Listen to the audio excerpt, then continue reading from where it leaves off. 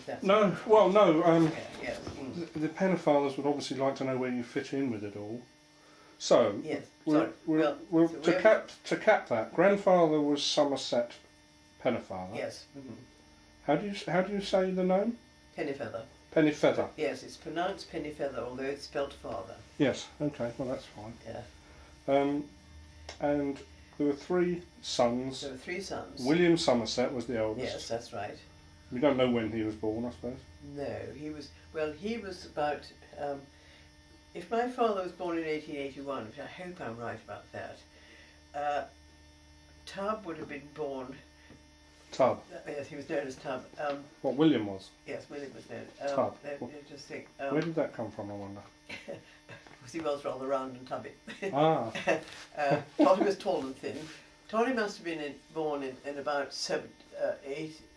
18... She was at least, I think, 10 years older than my father, so she would have been 1871 about. And then Tubb would have been about 1873, I should think. Claude would have been about 1875 or 6. Yes. And Edward, Philip, my father, would have been 1881. Something like that. All born in Newcastle, do you think? Yes, I imagine the others. I honestly have no idea where Tubb and Evelyn were born. But only William took Somerset. Yes, because he was the eldest son. Yeah, because he was the eldest son. Yeah, he was the eldest son. So when you go down the line, yeah, it follows through. When it comes to Somerset's children, yes, that's my grandfather's children. Where did that come from, I wonder? It came from his father. Yes, indeed. That's right, we've got those. Then we come to Tubb, William Pennefather, who's William Somerset Pennefather. Yes. His eldest son was Richard Somerset. Richard Somerset Pennefather. Yes. And who was William's wife? William's wife was she was a Savoury. Saviour. Savoury, S-A-V-O-R-Y, Savoury. Right. And she was called. Wait a minute now. So she'd be your aunt. She was Lavinia, because I'm Lavinia as well. I think she was Lavinia. Yes, okay. That's grandfather's wife. So where did William live, or Tubb? Where did he live? William lived, as far as I was concerned, all their life as far as I was concerned, at the White House, Hersham, Walton-on-Thames. Right. Okay. He was a solicitor, and he started the solicitor organisation of Pennefather and Co. Right, in Walton-on-Thames? No, in London. In the city? In Cannon Street in London. Right. He was Pennefather, they were Pennefather and Co. And then they joined up with another Pennefather cousin, and they became Munro Pennefather and Co. Right. And they're still Munro Pennefather and Co. Still in... Although there actually isn't a Pennefather working with them any longer. Cannon Street. I think I'm right there. Yeah. Okay, and they had a son, Richard Somerset Pennefather. Yeah. William had a son, Richard Somerset Pennefather. Richard had a son, David Somerset Pennefather. David had a son, James Somerset Pennefather. And James had a son last year, who is Richard Somerset Pennefather. Lovely. So that puts your line straight. So the youngster is Richard, you say? The youngest one is Richard, and he's about 6 months old. So he was born in this year? He was born, yes, he was on 2008, I suppose. 2008. Yeah. Okay, and Claude, what do you know about Claude? Claude married a lady called Aggie, her name was, and what was her name? Agnes. Agnes. Auntie Aggie, she was always known as. And she was, not Crichton Miller, she was something other else. It'll come to me, I can't remember. What did Claude do for a living? Oh, he was a doctor at Harrow. He was a doctor. He lived at Harrow, he lived at I can't remember the name of their house. Barron House, Harrow on the Hill. And he was the doctor for Harrow School. Right, Harry's full doctor. And he died in situ there. And he had Jack Pennefather. Presumably John. No, he was always known as Jack. I don't think it was John. Jack Pennefather. Jack had no offspring, but he adopted 2 children, and he had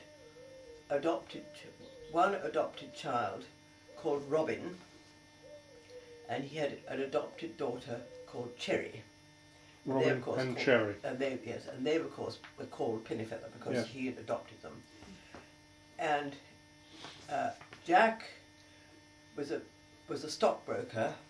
He was a very wealthy gentleman, and his wife, Jack's wife, was Bunty. Now she was called Crichton Miller, that's right, she was Bunty Crichton Miller, and she was a rich woman in her own right as well. And they had a lot of money between them, and none of the rest of us liked them. My family, my mother found Auntie Aggie and Uncle Claude very difficult to get on with, because they were that much older, they were so much grander, they were all so rich, and Ma didn't like that lot at all, and found them very.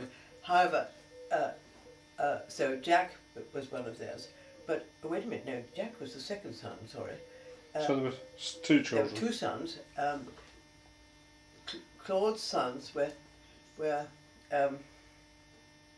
God, it's awful. That's no worry. I'm doing quite well, aren't I? Very well, very well. Claude's sons were So, Edward, he was. Eddie, yeah. And he was known as Eddie. And he was very nice. He married rather late in life, and he didn't have any children either. And What did he do? he became, wait a minute, that's right. Jack was a stockbroker. He became part of Munro Pennefather and Co. He joined the stockbroking lot. Yes. I mean the solicitor lot, yeah. yes. And Eddie was nice. My parents liked him very much. And we got to know, I mean, as all our as children, we got to know him. I mean, they were all years older than us, because my father was the last of that family, you see. Yes. And so they were all that much older. And Eddie didn't have any children, and he married a very nice lady called Margaret, but I can't remember what her maiden name was. But anyway, they didn't have any children. And when Eddie and Margaret, his wife, finally died, Eddie gave my sister and I a very nice lump of money, which was extremely kind of them, because they thought, you know, we were the sort of the bottom of the list of all the Pennefathers and things, and they gave us something like £7,000 each, which was a lot of money in those days. And when was that? It must have been about 1938, 39, that sort of time. So I mean that's sort of neither here nor there. No, but it's, and then gives an idea. and then the third of that family was Kathy Pennefather. Oh, so there was 3 children. Yes. Yeah. She never married, so she was a Miss Pennefather all her life, Yeah. like all and me. And she never married. So I've forgotten a bit about Totty before that. Anyway, Kathy never married, and so she inherited bar and house and everything to do with that. And actually, she was very good, because she did help to look after her brother Jack when he became old, and their family a bit. And they all sort of lived together around Beaconsfield Way. Various houses they moved from one. But I forgot to tell you, before that, Totty. Now, Totty was Evelyn, Yes, that's right. the 4th child of Somerset. Sorry, the 1st child of Somerset Pennefather.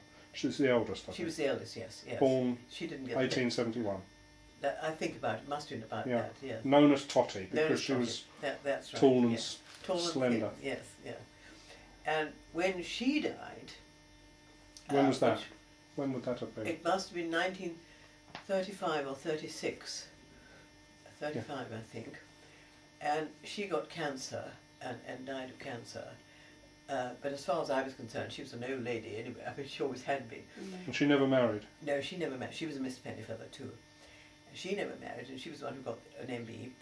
And when she died, she had a certain amount of jewellery, nothing very, very precious at all, but a certain amount of bits and pieces. And so the 4 nieces that she had, which were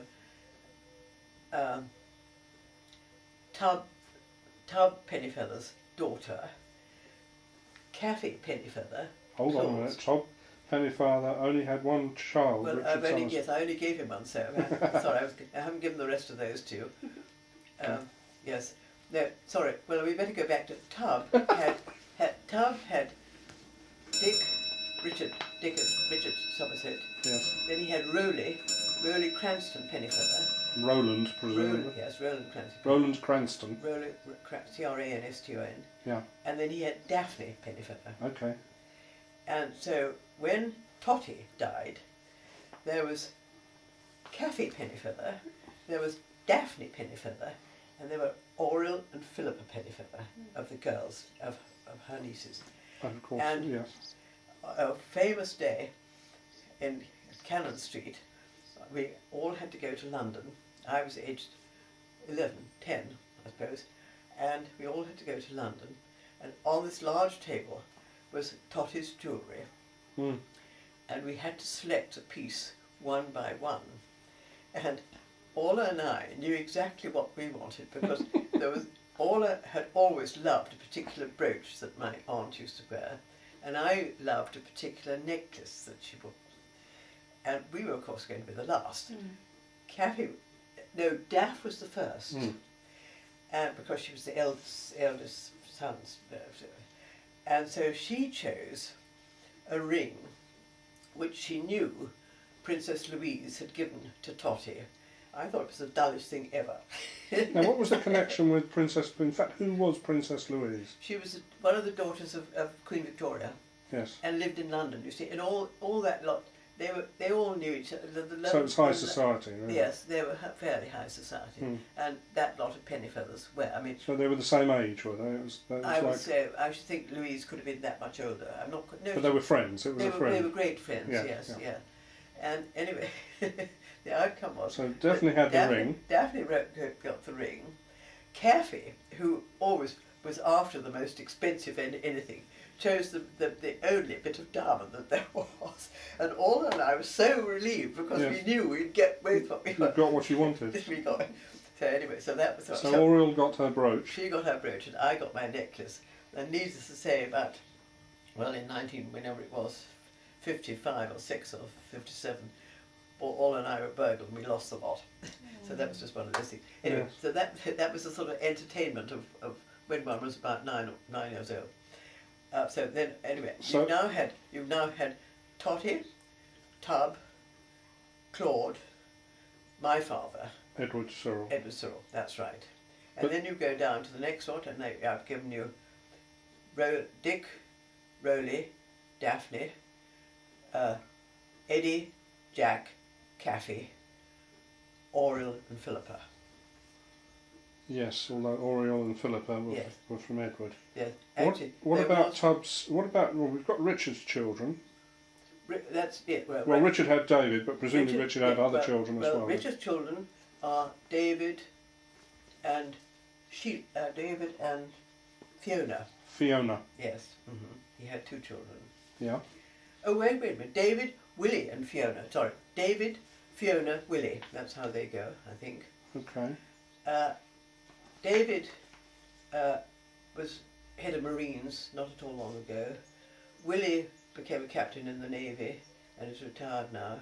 Fiona now is married to a man called Peter Henley, and she runs market gardens and things. And so there's no longer a Miss Pennefather there. So David would have been born when? Around about 1930? Well, now let me think. David would be when I went to Bermuda in 19. Wait a minute. In 19. When did I go to Bermuda? 1940s. 40. The war came to an end in 45, didn't it? I went to Bermuda in early 45, and David was then about, I should think he was about a year old, possibly being 2, and Fiona actually was that much. Fiona was first of that lot. Yes. Fiona must have been about 3, David was about 2, and the idea was that I went out to Bermuda to be with my cousin Dick and his wife, and we left the children behind with Granny, which was very convenient as far as I was concerned.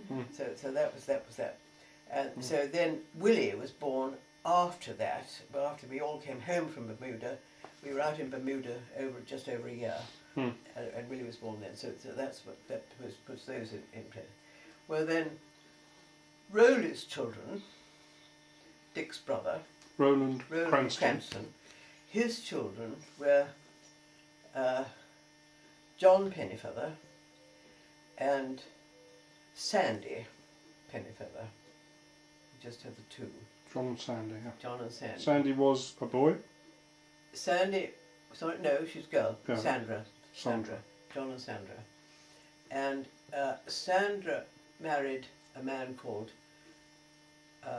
Walford, and they live down in Hampshire way, and she has 3 sons, I think it is. I can't put them. I mean, they're Walfords anyway.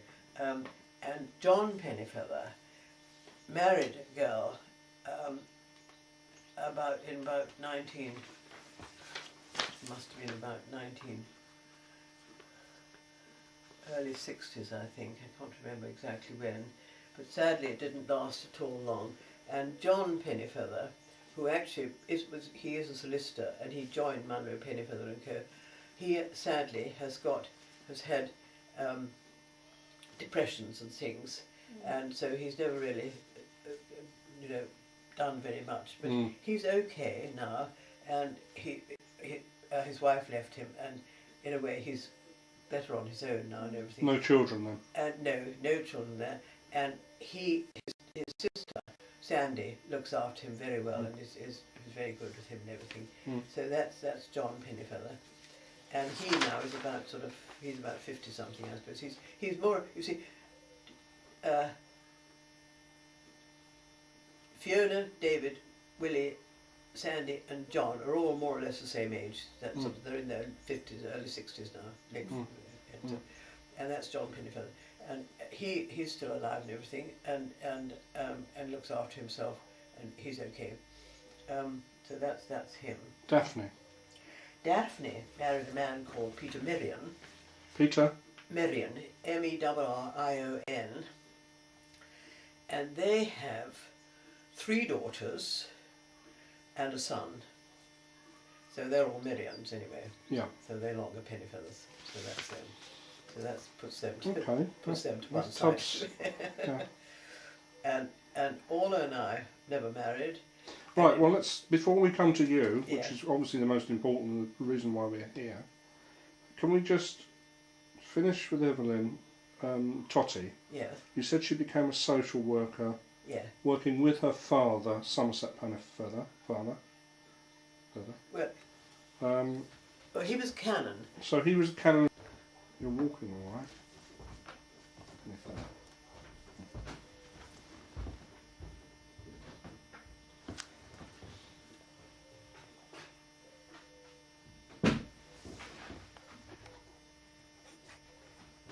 Somerset. So this is... That's him. That's Somerset, my grandfather. Yes. Somerset Pennefather. Somerset and Edward Pennefather. Was he? He was born in Dublin in 1848 and took his degree at Trinity College, Dublin. He was also an honorary MA of Durham University and an honorary DD of Aberdeen. In 1871 he was curate of East Claydon, and in 1874 vicar of All Saints Wakefield, now the cathedral of a modern diocese.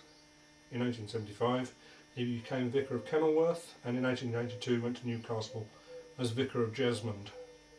In 1888 he was adopted first vicar of the new church, St George's, Jesmond. In the same year he was made an honorary canon of Newcastle. It'd be nice to get a copy of this, wouldn't it? We'll get a yes, you can. Get a photograph of it. And he finished by the look of it at St Mary's Abbots, Kensington. So that's nice. So that's Somerset That's Pennefather, Somerset, yes. prebendary father of E.C. Pennefather. That's my father, yeah. So there we are. If you go to St Mary Abbots, Kensington, the reredos of the side chapel next to the main chapel is in memory of him. Just put there memory of him. So this would obviously be an Anglican church. Yes, it is. Yes, it's a C.V. church. Yes, yeah. C.V. Okay. Right. Well, we come to the most important one now, really. But can you tell us a little bit about your father, Edward Cyril Pennefather? He was the third son and born about 1881. That's right. Yes. Now, what did he do? What do you remember of him? He went to Oxford University. He went to Marlborough College first of all. He was educated at Marlborough, and then he went to Oxford. And to study what? I have no idea. Whatever they did in those days, he rode. He did all he did all kinds of things you did at Oxford, and he must have when he finished Oxford. Just trying to think. It's one of the things I really know very little about him. It's funny, isn't it? Well, what did he become? Did he take a profession? Well, before the 1418 war, he went out to Egypt, and while he was out there, he was involved with the Agricultural Bank of Egypt, and he worked with a very great friend of his who was also out there, and they I don't know what, I mean, he learned Arabic and he did all the things that you have to do when you go to a place like Egypt, and I don't think he actually, yes, he could have met my mother in Egypt as well, because my mother's family were cotton merchants in Egypt, and they were the people in Alexandria who did the cotton in England, in Alexandria, and the other part of her family had the other part of the cotton coming into Manchester, and the trade was from Egypt to Manchester. So what was mother's name? My mother's name was Carver. C-A-R-V-E-R, and her first name? Yes, yeah. Sylvia Ruth. Sylvia Ruth. Yeah. And she had a number of sisters and brothers and things, and one of her sisters was a very great friend of this friend of my father's, and in the end, two sisters married two friends. So, well then, the 1418 war came when father was still out in Egypt, and he joined, he went to Mesopotamia, and he was involved with all that area of the 1418 war, all around that area of Egypt and down in Mesopotamia and that. And I'm afraid it's one of the things I know very, very little about him. He used to write home to my mother, but my mother destroyed everything she had from him. And so we never really knew very much about him. So you don't know what regiment? No, I don't know what he was connected. But Was he he was presumably an officer? He was, yes, he was an officer in the army out there. But it was more to do with, I mean, I think he could have been slightly involved with Lawrence of Arabia and those sort of people. I'm not sure. I really don't honestly know, which is really very sad. But he was in the war, 1418. And you've never looked at the army lists? Sorry? You've never looked at the army lists, which are in the library? No. It'd be easy to find out. No, I don't know. Would it have the people who were out there, who joined out there and all the rest? Would you be interested? It would, well, you try, you can look at it. But honestly, I know nothing about it. At the end of the 1418 war, he went back to Egypt, to the Agricultural Bank of Egypt, and he then got TB, Mm. He married Mama in 1919. They'd known each other all through the 14-18 war, but hadn't really hardly seen each other at all. Mm. Where did they marry? Sorry? They were married at Downton, as I'll show you that in a minute. They were married in Downton, and after their marriage, he became so ill that the only cure that they had in those days for TB was going out to Switzerland.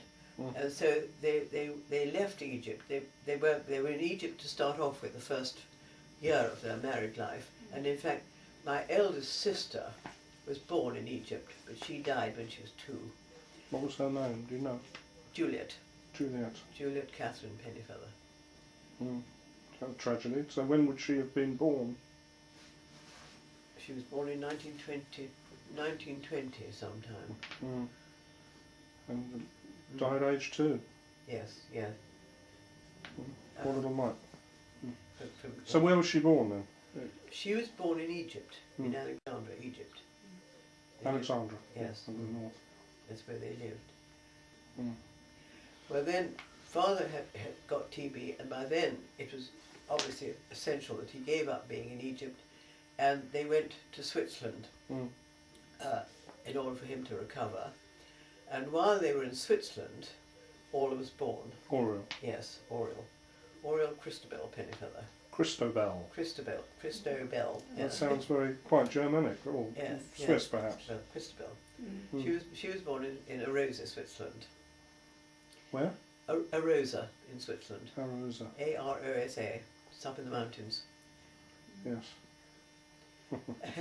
and when by the time, well, Orla was born in 1922, and they must have come home, I suppose, in about 1923, by which time Father more or less recovered, but he wasn't 100% fit, I don't think. Anyway, they came back, and for a while they rented houses around and about, and finally they decided that they'd better buy a house, and that was when they bought Church House, Wilmingford. Where is that?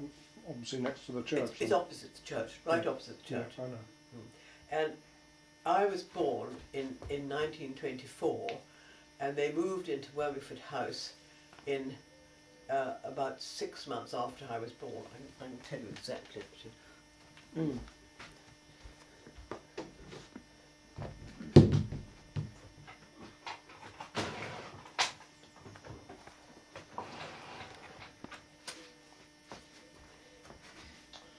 Philippa. Lavinia, Lavinia. Born in 1924 in July. in Wormingford? No.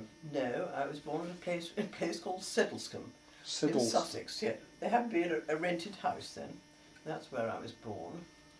So what was Father doing then? Would he have been retired? He was doing then? nothing. Yes. He wasn't doing anything. He was recovering.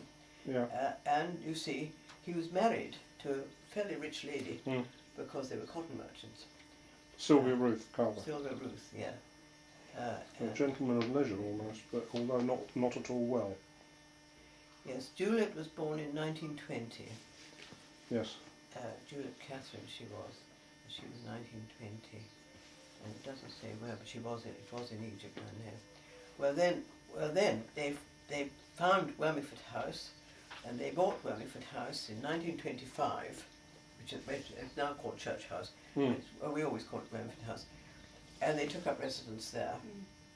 And after quite a short time, my father by that time had recovered, and he was quite sort of healthy really. And to start off with, Wormingford House has quite a big field up at the back. It's got, the garden is 7 acres, and then it has a field beyond.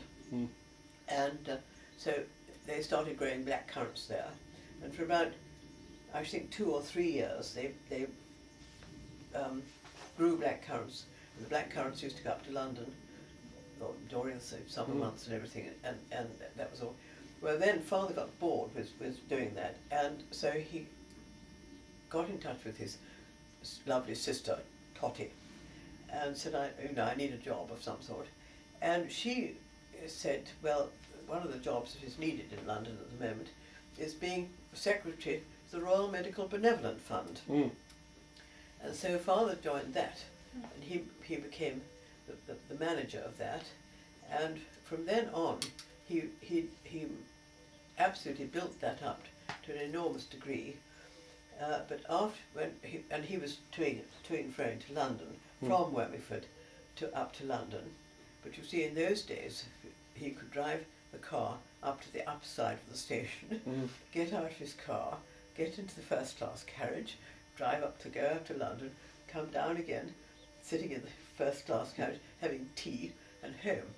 And after well, I suppose it was 1930. This was Colchester This station, is Colchester, yes. And in 1930, I think it was 37 we were still at Wormiford. 87, I think so. No, yes. Well, it must have been the end of round about 1937. They decided that he didn't want to go on up and down to London anymore. He'd been a Londoner, you see, really. His early, from a lot of his. Well, possibly he was almost 70 as well, so he was an elderly man, wasn't he? Yeah, he was. Yes. Well, no, 1881. No, so I think it was 1881 he was born. Yeah. So his 60s anyway. Yes, he was in his 60s, and so he said we'll move to London, and so they moved to London in 1937, early 38, and What, so sold the house at Wormford? sold Wormiford House, yes. For, I can't tell you how little it was, and they moved up to London, and by that time, Orla and I were both away at school, at boarding school. We were sent to boarding school. Which one?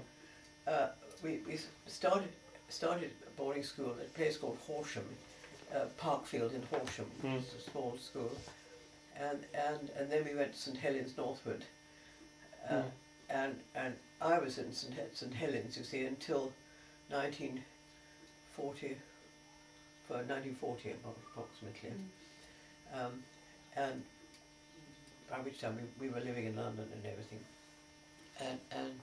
So wait a minute, you went to boarding school. Now I've got to work this out. So, in 1940, at the outbreak of war, or 39, you would have been 16. Oh well, yeah. Well, before that, I went to boarding school when I was 10. That was so. I was boarding school at 10. So that was when I was 19, 24, 34. 34, 35. We'd gone to boarding school before we left Wormiford. Both of us. So, memories of boarding school. Sorry? What memories do you have of boarding school? Were they happy times? Oh yes, yeah, prep school was lovely. That was a great place. It was very nice to do. It was quite small, and it was at Horsham, and we were very near the Bluecoat School. You know, the children who wear those long. Oh yes, we had one in Colchester. Yeah. Or we did. Yes, we did. And no, it was a very and actually I think both of us learned quite a lot at that prep school. Well, then Orla went on to St Helens before I did, of course, because she's 2 years older than me, and then finally I went on to St Helens, and I had more or less, well, not quite one year in St Helens, Northwood, before the war came, and we were then evacuated to Wales, and so from 39 to well, when did the war started? 39, yes. So you would have been 15. Yes, yeah. When I was 15, we were sent to Wales. Whereabouts in Wales? A place called. And who were you with? We were still at our school, St Helens, and it was a place called Tregoyd. Tregoyd, and it in was the south. Not very far from Brecon down there. That's it. Three Cocks, Brecon. Black Mountains, yes. Down in South Wales. But did you stay with the family, or was it? Oh, no, did the school remove? The whole school, all the boarders were sent there, and we were there for the next. Well, I was there for the next 2.5 years, 3 years. Well, at the end of my schooling, I wasn't highly academic at all. So Father said, well, you know, what do you want to do? And I said, I've no idea. All about that time, you see, the moment she left school, she went to do her physiotherapy. She became a physio. Do you want to go? No, not at all. I'm just wondering what we've got on this tape. I can't even read it. Oh, we've plenty of time. That's okay. She learned her physiotherapy, and of course was fully trained and everything. I didn't know what I wanted to do, and so Father had always said, well, because Mama didn't know how to cook when he first married her, he said, well, both my children must learn how to cook. And actually, Orla was sent off to a domestic science college, but it was the height of the war at the time, and after she'd been there less than a term, the college rang up and said, it was in Bexhill, and rang up Mama and said, I think you better move your daughter. They're all so worried about the war. It's just over the channel, and every other child's been removed. All was removed. Anyway, I then went to Gloucester Domestic Science College, and because I had no idea really what I wanted to do. Father said, well, there's a course there, which is slightly more than just learning household domesticities. And so I did the course, which was known as large-scale catering. And so I learned how to do large-scale catering. Because the war was still all on, you see. Well, that would have been needed, wouldn't it? Yes, and so we learned how to use dried eggs and all that sort of business and everything else. And I did my 2 years there. And at the end of time there, still we were all controlled as to where we went to work. And Gloucester, of course, got pieces of paper in from the Ministry of Defence and everything. I don't know what they were, you know, ministries, saying where we should go and work. And one of the amongst the sort of jobs that they offered, which we all had to take one of the offered ones, nothing else we could choose on it. One of the offered jobs was rugby school, and I knew another of my friends had been to Charterhouse and quite himself there, so I said, oh, well, I'll go to rugby. So that's when I went off to rugby. And it's a boys' school? Boys' school, yes. So you fancied the sound of that, didn't you? High-class boys' school. and off I went to rugby. And in those days, we were, the boys, well, it still is actually, it's all houses, you know, they've all got separate houses. And I went to the house called Whitelaw House, and I was interviewed, of course. I mean, well, they more or less had to take me, I think. Anyway, I went there, and I was told that I would have the help of another girl, another person to come in. So I got there at sort of the beginning of the September term, I suppose, and there was a wonderful man who was he was called Doyle, and he worked in the pantry. I was in the kitchen, he was in the pantry, and the boys were there. He was in the main dining room, and so before term actually started, I had just arrived. Rita, this other girl who was to join me, hadn't actually. She wasn't arriving until the day the boys arrived, and so I had to know what to buy and what to do for the boys' first supper. And so I said to Doyle, "What do the boys have for the first supper?" "Sausages and mash." So I said, "Oh, how many sausages do I buy?"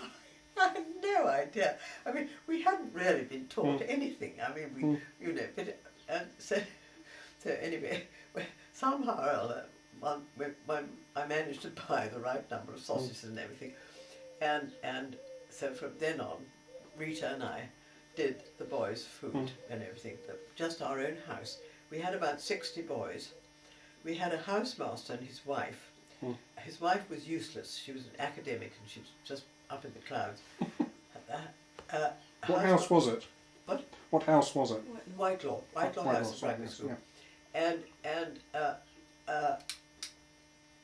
the housemaster and his wife had 5 children in the nursery.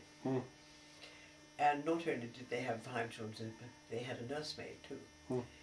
And so there was the housemaster and his wife, who had to be fed on one lot of things, the nursery, which was 5 children in the nursery.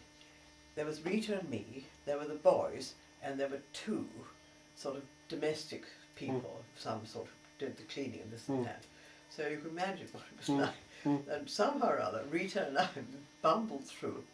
It was, we all had ration books, of course. We had to fill in all the ration books. We had to do all the rationing things. And the very first term that we were there, the rations were exactly the same as every single other ordinary person. The boys' rations and our rations and everything. It was Lord Woolton who suddenly realised that a boy or a child at a public school was not getting the extra meal that a child who was at home with mum's ration book and who went to school somewhere else and was fed got an extra bit of food. And the second term that we were there, we suddenly got a bit more food. I can't tell you what a difference it made. Suddenly there was another half an ounce of meat or something, and that sort of thing. But it was jolly difficult. But somehow or other we managed. But you were only 16 then, presumably? No, I was 18 by then. Yes, I was 18. So this would have been 1940? Yes. 2-3? Yes, beginning of 40, 41, 42. That's what. And Rita and I were there for 1 year together. Then she decided she'd had enough, and she was able to move, and she was going up to Yorkshire because she came from Yorkshire. And so she went off to Yorkshire, and I went away at that holiday time, and Mrs. Hughes said, well, I'll see who else I can find to help you. I thought, well, I hope to goodness it's somebody nice. When I got back at the beginning of the next year, she'd got me a 14-year-old kitchen girl only. But somehow or other, again, one bumbled through, and by that time I was more accustomed to it all, of course, and I knew really more about everything. And I had Doyle very much as my right-hand man to help me on everything that I had to do. And we did have this little extra bit of rationing.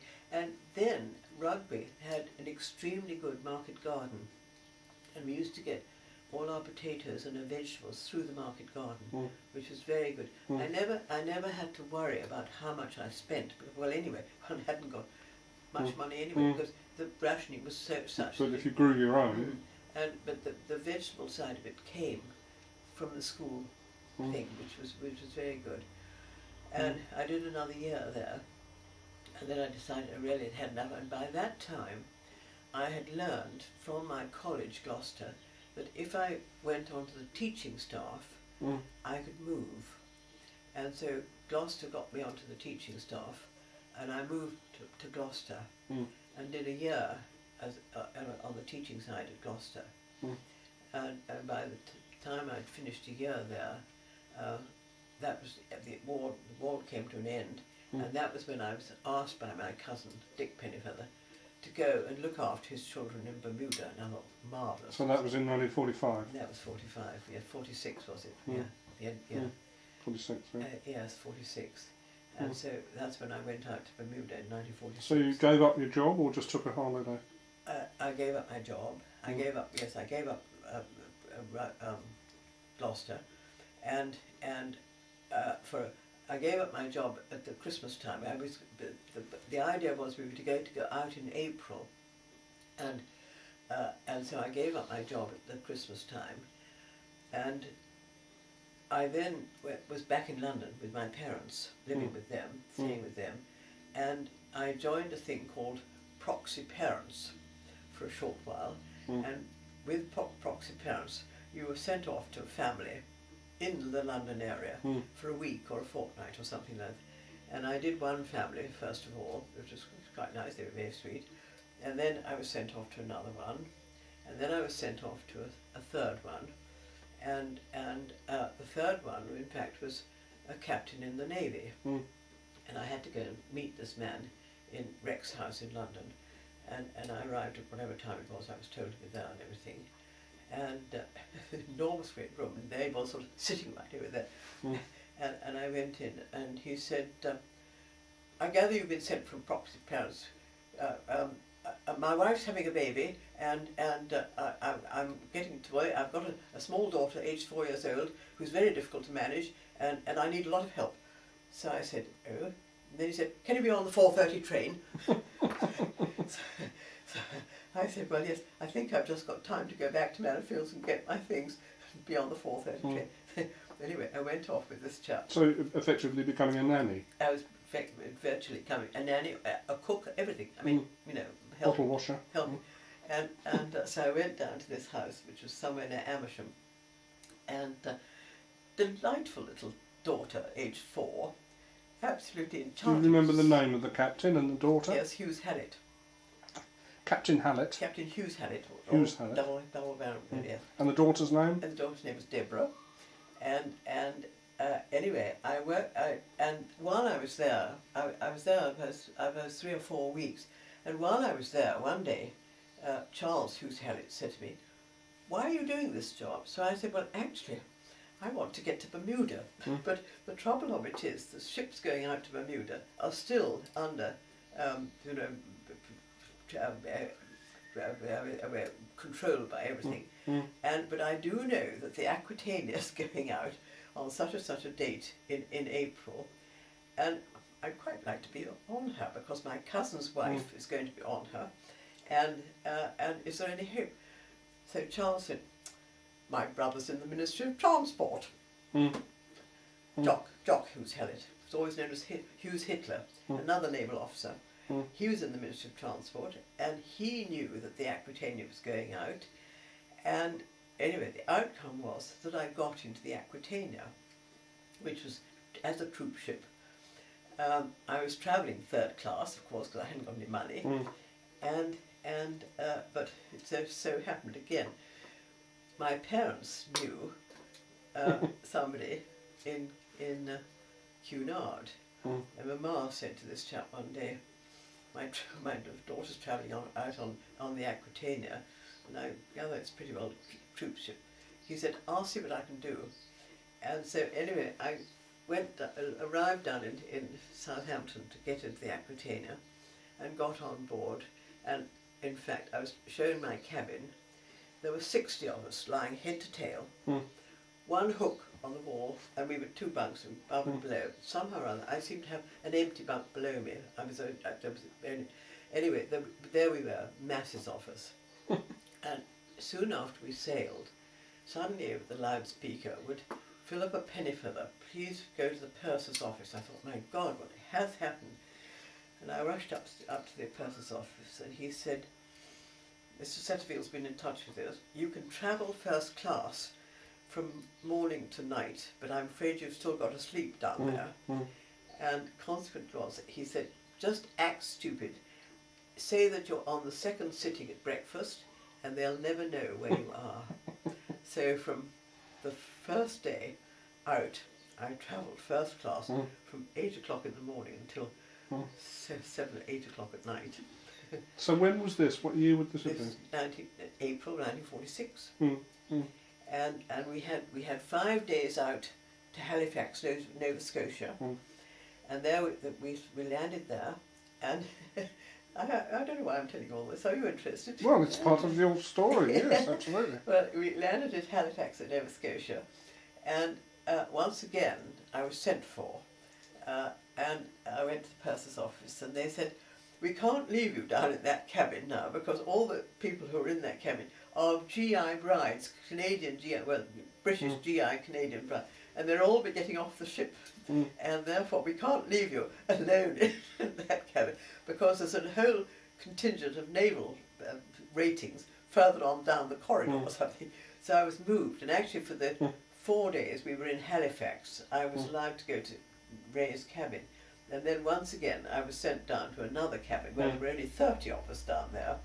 And again, I was just acting stupid and everything. And we got down to Bermuda, and there, of course, we all got off the ship.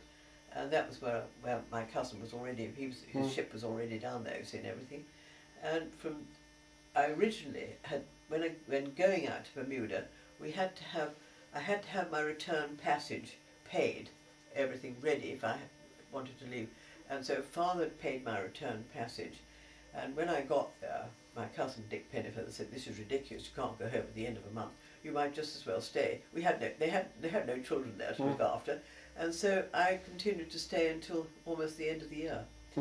And during the time I was there from April right through until November, end of November, and that's when HMS Kenya sailed home, and so Ray, his wife, and I again came back. We came back in the Queen Mary that time, and I was able to travel orderly at that time. But while I was out in Bermuda, I had a letter from the Hughes Hallett family saying that Andrew has been born, and would I be godmother? And I mean, I'd really only known them for about a month, and so I became godmother to. He was my eldest godson, my first godson, and I mean, I still got him as a godson. So that was the sort of Bermuda life of my Bermuda life. And when I came back, I then went back to doing sort of well, I went into a hotel for quite a long while, and I loathed every moment of it really. And finally, catering. What? Catering, I suppose. Well, catering, and yes, and looking after staff and things like that. Either looking after the chef in the kitchen, or it wasn't much fun. And anyway, finally, Father said, "Well, would you rather do something else?" And I said, "Well, yes, perhaps I'd better try and be a secretary." So a little bit late in life, you see, I went back to college and did a secretarial course. And when I was leaving that, which was early 1954, I suppose, 1954. Orla was just coming home from Khartoum. She'd been working out in Khartoum. Doing what? Doing physio. She was in one of the hospitals out in Khartoum. Physiotherapist. So she went into the medical. She went out to the physio.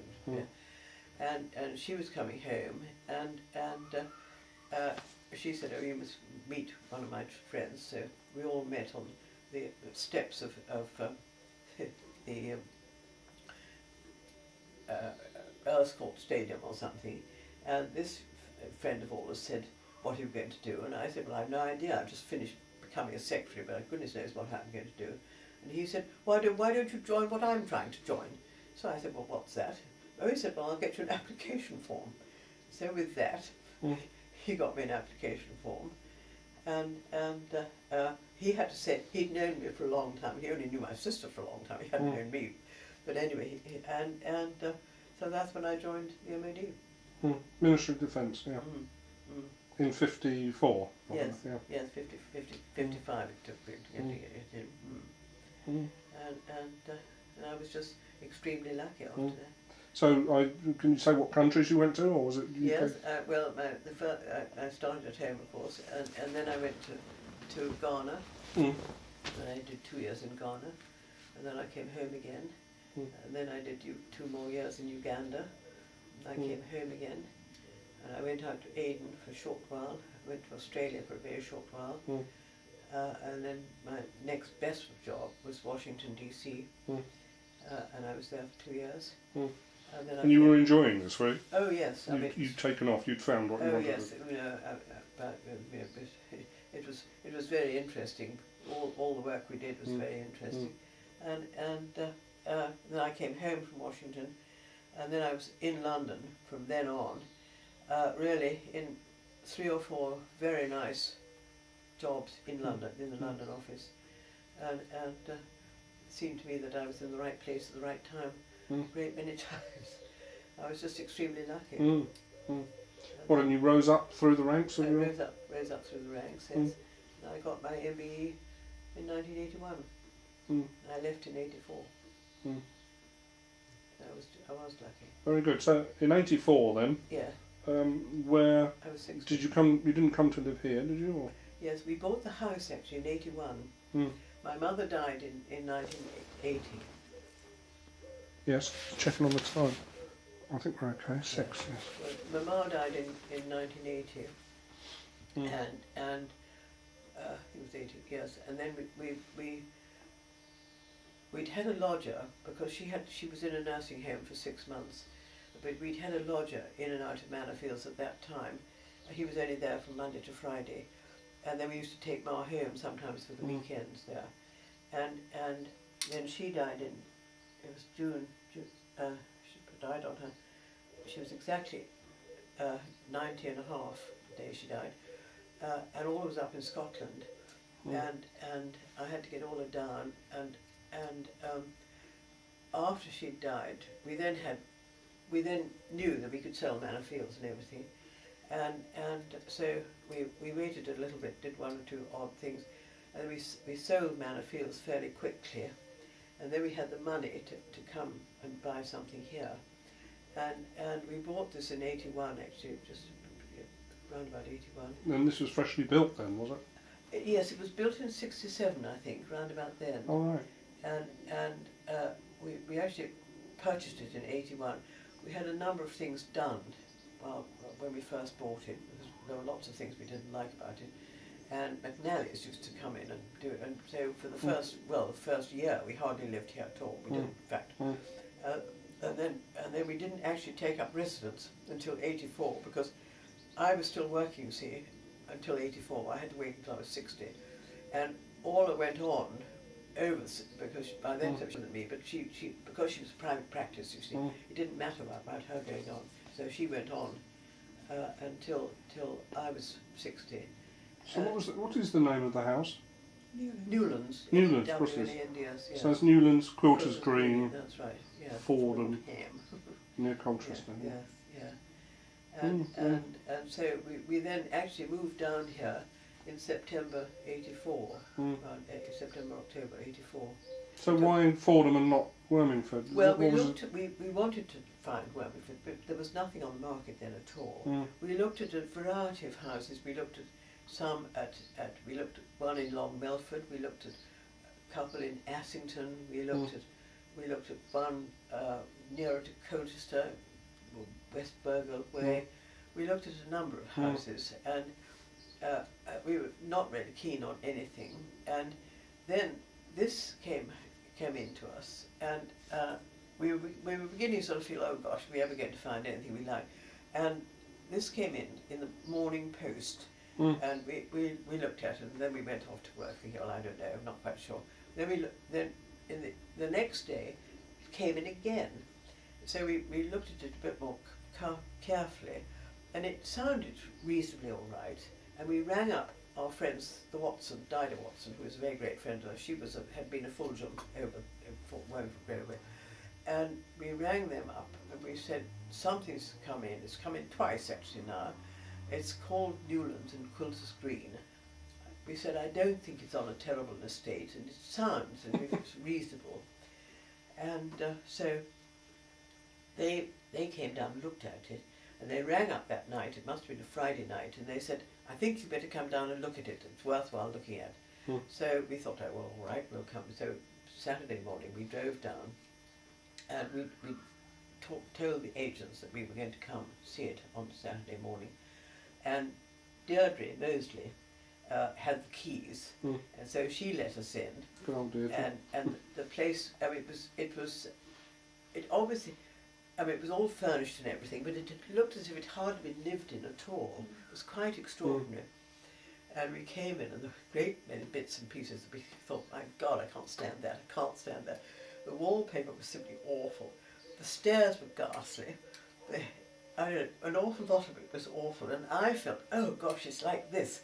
The ceilings were low, so we've been accustomed to tall ceilings, and ceilings are low, and I felt awfully like this, and I said, oh, I don't know. And we went back to Dinah and Martin, and we said, oh, I don't know. And said, you know, I feel like this. Martin said, well, what are you looking for?